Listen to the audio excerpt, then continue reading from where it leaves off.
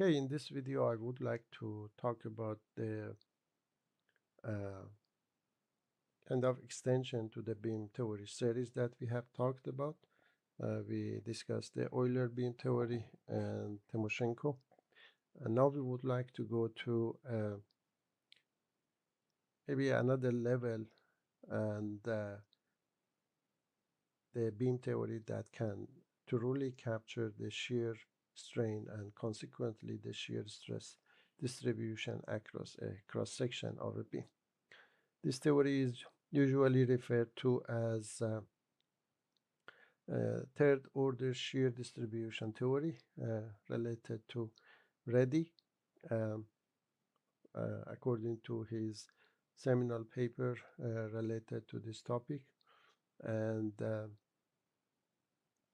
basically taking the same approach that we had uh, for coordinate system and sign convention that we have established in the previous videos. We use the same, and then using the kinematics to kinetics map and see what shear strain and shear stress will bring us based on the assumption that we make for the displacement vector. Now, before doing that, I would like to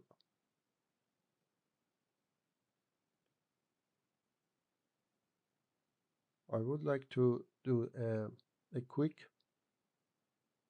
refresher, and that is the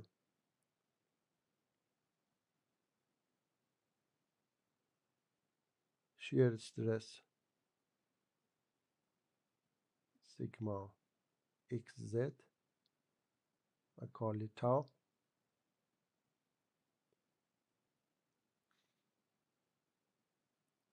distribution. Now, if you recall from Euler-Bernoulli beam theory, it said that there is uh, no shear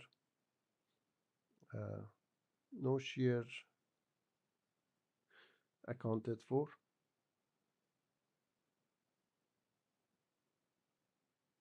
but from equilibrium we could get the shear can recover it. And we discussed that a formula that we usually use for, let's say, a rectangular beam cross section. Let me consider this for simplicity without losing general. So we have this rectangular beam, and then the neutral axis, let's give it some dimension, B and H.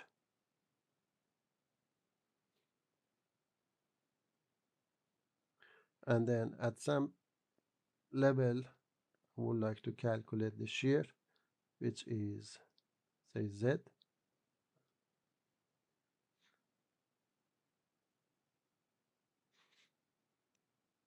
And still I am using the same coordinate system, although it doesn't matter here for this specific example. So at some elevation from neutral axis, I would like to calculate the shear. So tau, as we know, is the shear force Q divided by I T. And Q is the area of this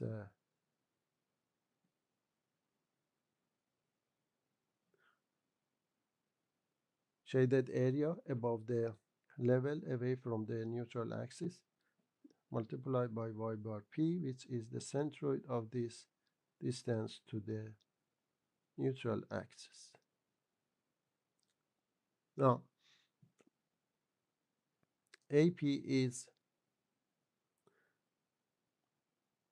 so if this is H over 2 is the distance from neutral axis to the extreme fiber on the top here, and therefore AP is H over 2 minus Z, the elevation that I want, times B. and y bar p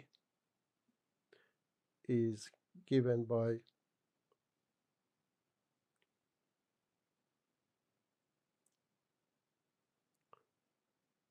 minus h over 2 minus z divided by 2. So if you multiply these two quantities together, it will give you q, as I mentioned here. Therefore, my tau would be v, my shear force acting on the cross section.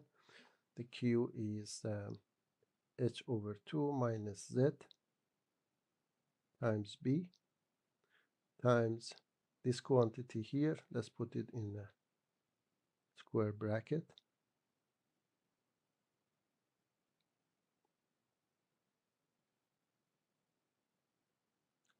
And then this is VQ divided by I. I is BH to power 3 with reference to the neutral axis. And T is the interface between these two, which is B. So this is my shear stress at this cross section. After simplification, after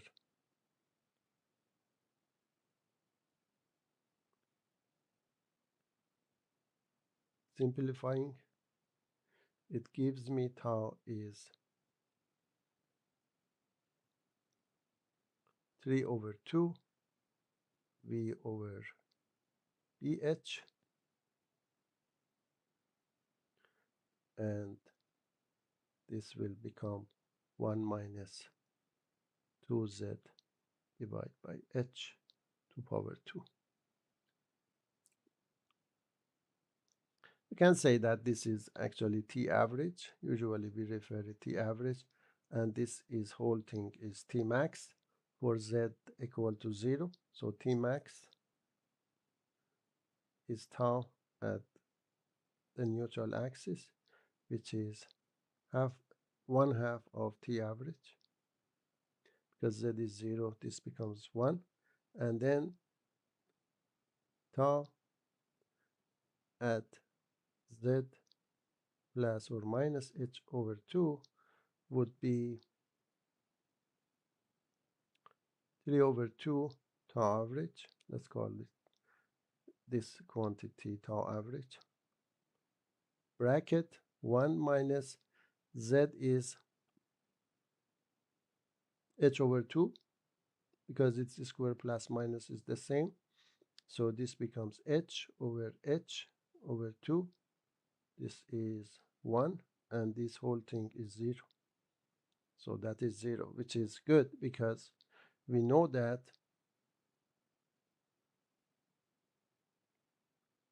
if I come here and extend my beam, we know that at the top and at the bottom surface, I don't have shear stress.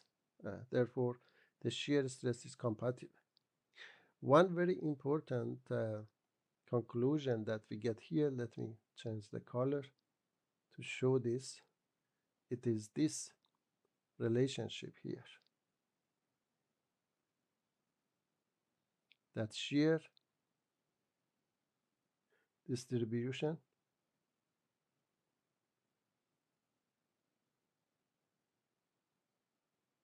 is second order across the cross section, because we have z to power 2, and it matches our boundary condition. So based on this, we get a very important guideline. So the hint or guideline is that we need to have a third order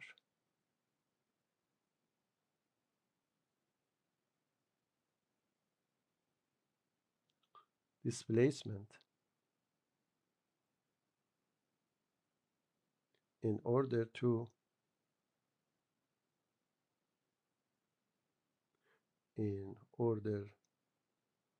get a second order strain,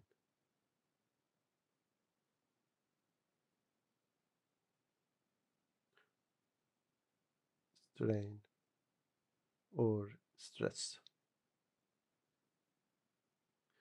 That is the hint that we get from this simple example. Why? Because if I get my displacement, then I can get with some differentiation, I can get my strain, and through some constitutive equations, I can get my stress. So if I want this and consequently this to be second order, as we see here, second order, if you divide this by G, the shear modulus of elasticity, you get the strain.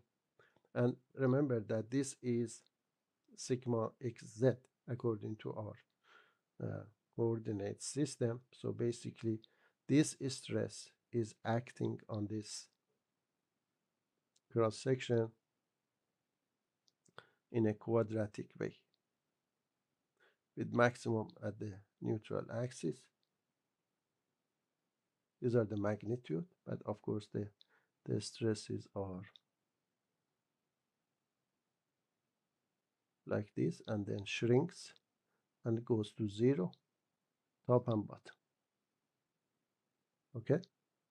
Now, so in order to have this distribution in a quadratic way, we have to have our displacement third order displacement polynomial.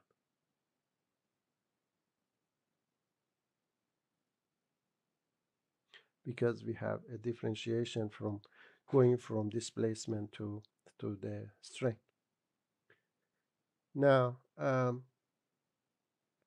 this is something that we saw, that this shear distribution is zero for Euler-Bernoulli beam theory. This distribution is constant in Timoshenko beam theory. Both of them are inconsistent with the equilibrium and boundary conditions. But here we see that if we go this path and get the third order displacement, we may recover the shear stress fully and consistently with our kinematics to kinetics map, and therefore we don't need to, in Euler-Bernoulli, to borrow it from equilibrium or get it but not fully, or actually with the help of some K factor in Timoshenko. So if I quickly go back to the Euler-Bernoulli beam theory, we mentioned that we have two assumptions in Euler-Bernoulli. One is plane remain planes, plane originally normal to the neutral axis remain plane and perpendicular. And then we saw that in Timoshenko beam theory, we keep the first one and relax the second one. So plane remain planes, but not necessarily normal to the deflected neutral axis. And in this theory that we are, third order theory that we are embarking on, we also relax this one, the first one, which is plane don't need to remain plane. They could warp, they could go have some different distribution of shear, they could have different values of displacement and so on. So basically we get more degrees of freedom, if you like, in this beam theory. So that's the bottom line. Now, if we come back here and look at the things, displacement, we have done this. So several times, so it should be clear by now. Displacement field. So my UI is actually U0 again and W. So W is still Wx at each cross section, but and V is 0, so we are still considering the in the plane of, let's say, if this is my cross section and this is my X axis and this is my Z axis and this is my Y axis. So the W, which is deflection in the Z direction, is just function of X. You could say that why do you consider it as a function of S? You can expand on this and consider it as a function of X and Z. So you give it more degree of freedom, or if you have if you consider out of plane displacement Y. But the things get more complicated. Still, we are trying to stay at the level of one-dimensional approximation for the beam, and that's why we take this assumption. But we can expand on that, and there are references that go all the way, and then you get something which is very close to the theory of elasticity. So one could say that if we make this assumption and go all the way, then why not take it from the beginning three-dimensional and then use theory of elasticity. So the whole concept of beam theory, or the beauty of beam theories, is that you want to keep this simplified one-dimensional approximation of the beam, and that is because you have a very long length compared to the any cross-sectional length scale, and there you want to benefit from that. If you don't benefit from this, then you may say that, as I said, you could go all the way from the start. So, but what is U? U, which is the displacement in the x direction, is, we already discussed that this is Z phi, which is the rotation. Phi is the rotation of the plane after deformation. So this far, this is Timoshenko.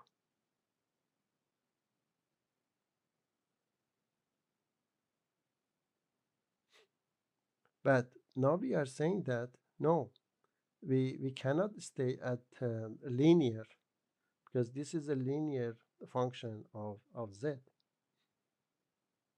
What we would like to do is actually go further and make it a function, a third order function, and that third order, as we discussed before, should be related to the gamma. Remember that we discussed that gamma in Timoshenko is y plus dw dx. So you should have a look at Timoshenko if this is not familiar or you forgot. And then we give it a coefficient, constant coefficient here. So this piece is that makes it third order term. So gamma is the shear strain, pure, and C is a constant, and Z is the coordinate dimension. So that is what Reddy said, and we would like to see the consequence of this. One very important observation here is that U at Z equal to 0 is 0, because if you put Z 0, then therefore at the center, line, or the at z equal to 0, everything vanishes, which is what it should be. Now let's calculate let's calculate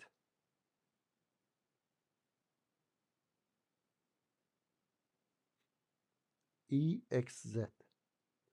exz is actually what we have, the strain that we have in this direction. So because it is acting on a plane normal to the x-axis in the z direction, so this is what I want, exz. So a strain in this direction.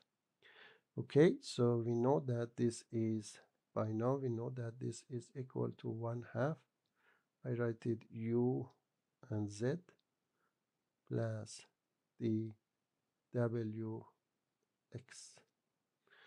Now this is 1/2 states. Now I would like to differentiate, because this u is now function of x and z, right? So we have to be careful in terms of the partial differentiation. So I am differentiating with respect to z, so I get my phi here for the first term, and for the second term I get 3c gamma z square. This is this term. Now this term is simply dw dx. So this is my shear strain, in plane shear strain, as we say. Let's a little bit rewrite this, because as I said, gamma is, so let's write it in terms of gamma maybe. So this is phi plus dw dx plus 3c gamma z square, and this is gamma, right? So you can say that this is actually 1/2 of gamma plus 3c gamma z square. And you see that z square is recovered here for the string, as we mentioned in our simple example for a rectangular cross section. We should get a second order term, which we get it here, but we have to work out the c.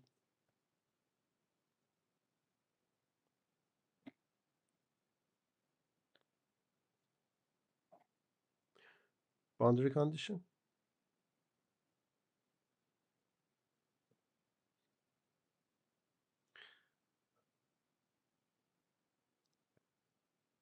Stress is 0 at z equal to plus minus h over 2 for the cross section that we are considering. I refer the examples, the numerical example, to a simple rectangular cross section, but without losing generality, but just for the sake of uh, explanation, it is useful to use that cross section, but this applies to any cross section. So what is my stress here? Sigma xz is actually 2g exz. If you recall the formula, I write it here. Sigma ij is lambda delta ij ekk plus 2 mu eij. So for 1 3, this is delta 1 3 is 0, so you get this one, and then 2 times exz is actually g times this bracket here.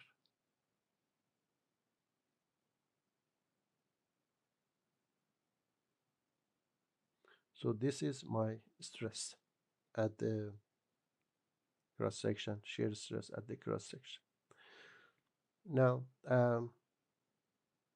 so in order to satisfy this boundary condition, I should have my sigma xz as z plus minus h over 2 equal to, can drop the g, doesn't matter.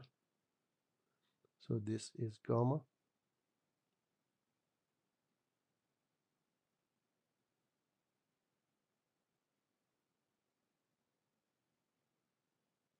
Actually, I can factor out gamma even from here.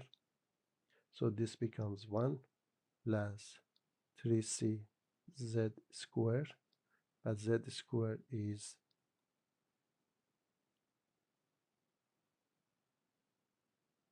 h over 2. So this becomes h over 2 squared. Plus minus doesn't matter because it is squared. This should be 0. Now this cannot be 0 because you have shear and G is a material property. So therefore this must be 0.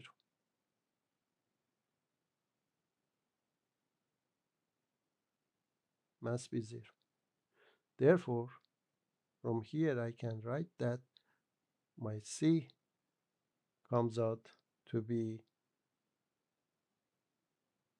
minus 4 divided by 3h squared.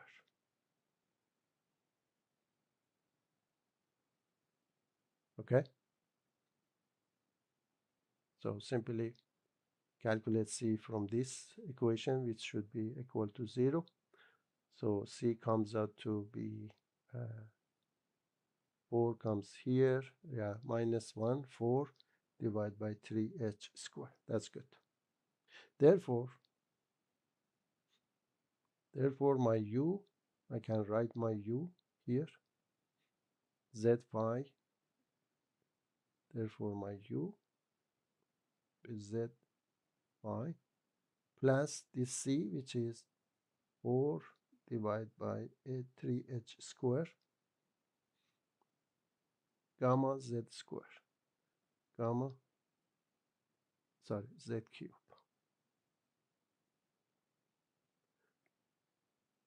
X component of displacement.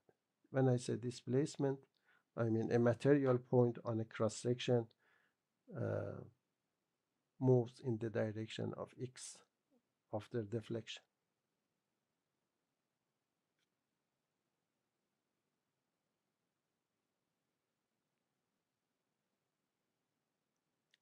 Also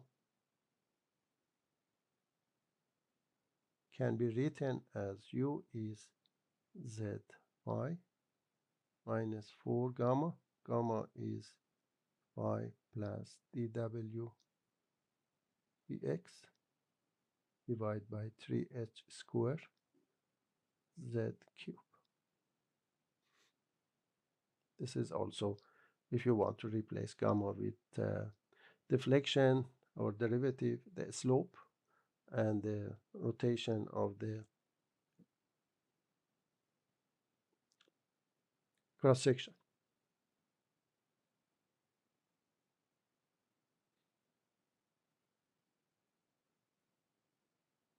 And therefore,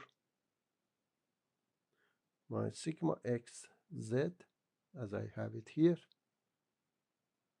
my sigma x z becomes G gamma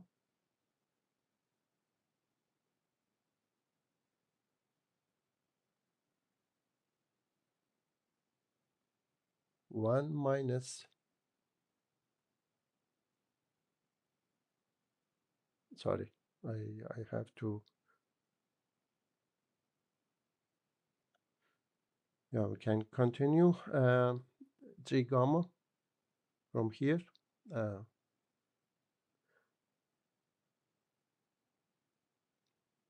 1 plus 3c. 3c is 4 divided by h squared minus, because c is minus, and 3 cancels out.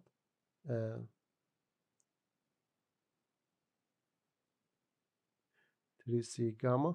Gamma is factor of z squared.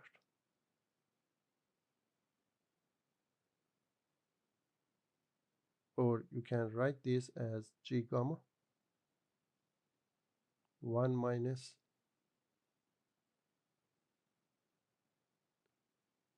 z over h over 2 square,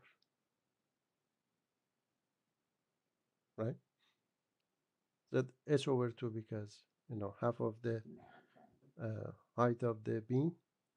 And we see clearly that at the top and bottom surface where z is h over 2, this bracket becomes 0, and my stress is compatible with the top and bottom stress component, which are 0.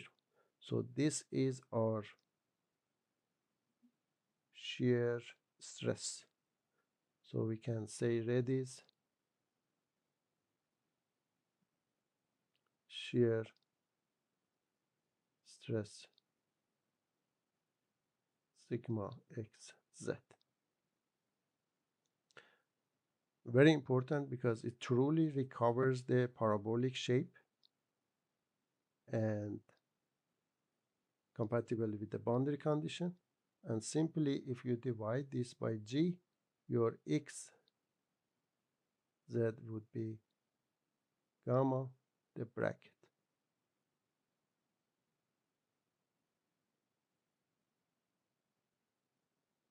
So this is the Reddy's shear strain.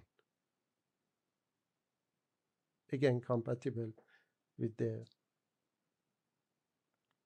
So we are focusing on this shear stress component to show the beauty of this assumption here that we have for the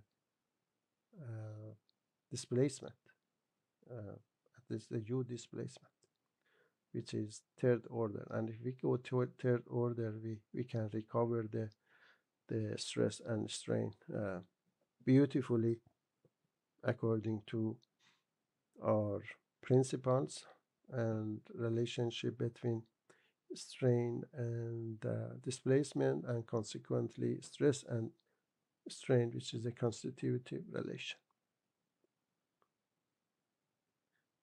In the second part of this video, I, I will continue with derivation of the full stress tensor and full strain tensor, and make some conclusion at the end.